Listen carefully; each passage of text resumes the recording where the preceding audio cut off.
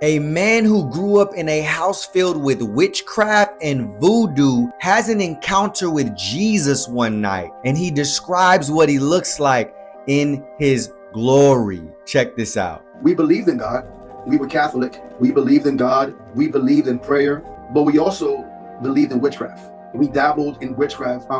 And you find it a lot in Caribbean nations. We tend to mix the both together and not see anything wrong with it. I remember as a child, was two women came to my home, and it was dark. She waited for it to be midnight, actually, and the entire house was pitch black. And they performed what I know now to be a seance in my home. They were chanting, they were smoking cigars and blowing smoke and saying all kinds of things, trying to drive out evil spirits. Well, now I know what they was doing is they was welcoming the evil spirits and bringing them in. And this lady took me and put me on her back, said, and I had my head this way and my leg this way, and she spun me around at a rapid rate and was saying things. It said I was terrified. I mean, terrified. And then she walked through the house and, speaking and getting rid of these evil spirits, burning sage.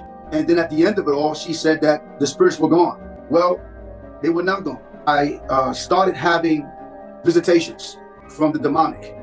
And they began to tamper with me in my sleep. They began to talk to me. They began to even abuse me sexually in my sleep.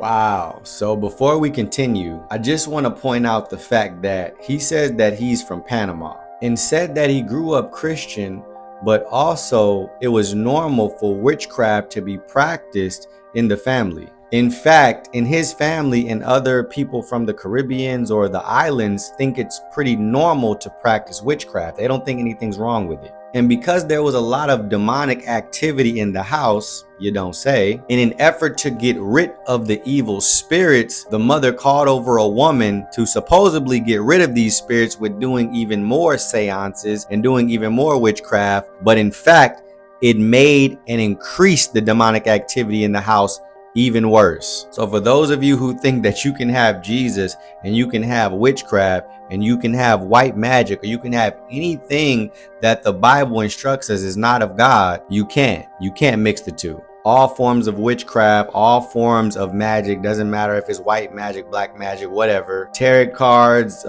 psychic readings, trying to talk to your dead relatives. This is all done by the working and the activity of demonic spirits, and you are inviting it in your life if you are involved with it.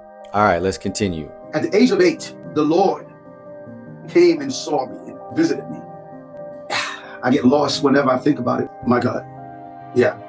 He came to me, I was 8 years old, and it was not the physical Jesus.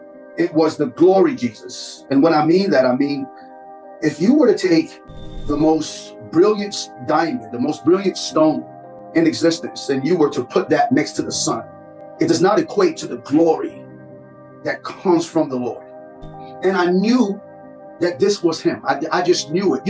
When you have an encounter with the Lord, Sid, he does not need an introduction. Everyone knows who he is when he shows up. And he spoke to me. It was simple words. It didn't make any sense. What he said to me was, "Today is the day of Jesus." That's what he said. And I was shocked by it. I ran to my mom. This is what happened. And she had no clue as to what it meant and what to do with it. All she said was, that was a good dream. And so now today, looking back, I realized what he was doing. He was actually, like Abraham, setting me apart from the culture, from my family. Because as I look back at this, since that happened at that moment, I was no longer like part of that family. I was kind of set apart and taken away.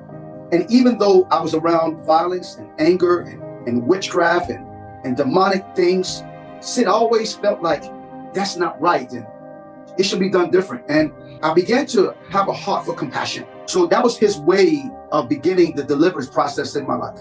Wow. Isn't that an amazing description of Jesus in his glory? Now, a lot of us know Jesus as the man, but Jesus was only a man one time. He will not be coming back as a man.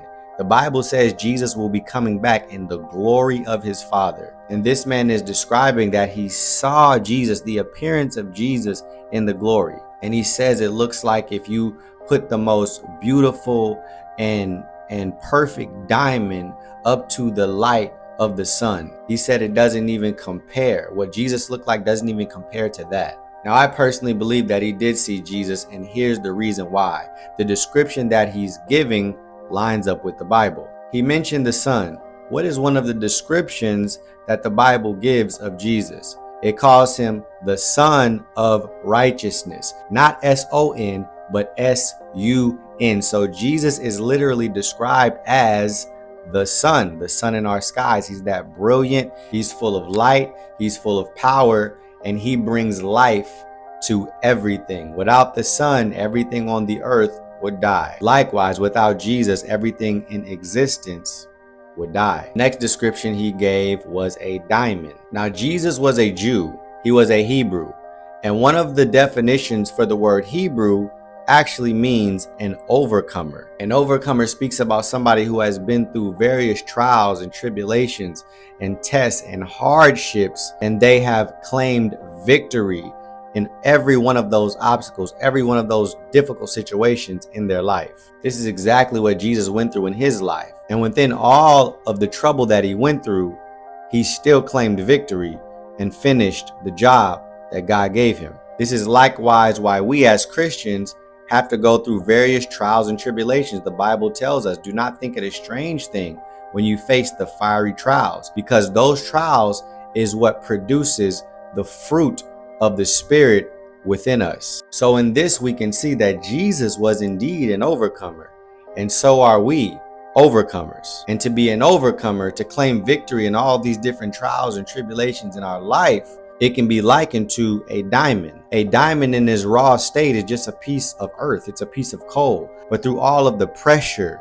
right, and through time and all of the different elements of this life that we have to go through, we are created into a beautiful and valuable and precious treasure to God, like the diamond. Extremely powerful. We also know what happens when you put a diamond up to light.